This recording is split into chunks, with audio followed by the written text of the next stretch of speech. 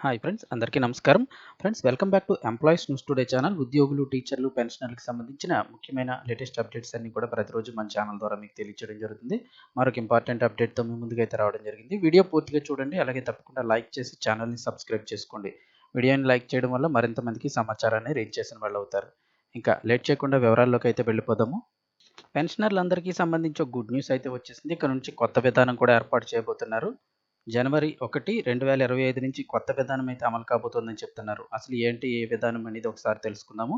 చాలామంది వీడియోస్ చూస్తున్నారు కానీ సబ్స్క్రైబ్ చేసుకోవడం లేదు ఫ్రెండ్స్. దయచేసి సబ్స్క్రైబ్ చేసుకోండి.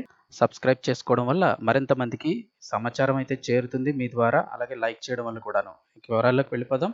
పెన్షన్దారులకు భారీ శుభవార్త. ఇక ఏ బ్యాంక్ నుంచి అయినా కూడా పెన్షన్ అయితే పొందవచ్చు అని చెప్తున్నారు.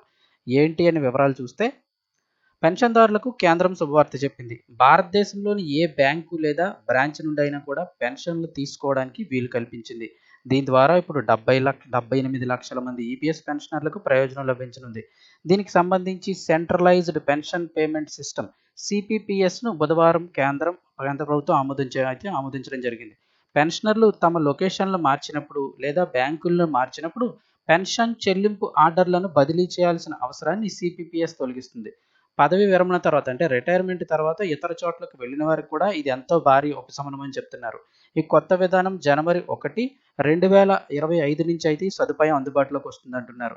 ఇక కేంద్ర మంత్రి మన్సుఖ్ మాండవీయ మాట్లాడుతూ, సెంట్రలైజ్డ్ పెన్షన్ పేమెంట్ సిస్టమ్కు ఆమోదం తెలపడం ఈపీఎఫ్ఓ ఆధునీకరణలో ఒక ముఖ్యమైన మైలురాయిని సూచిస్తుందని తెలిపారు.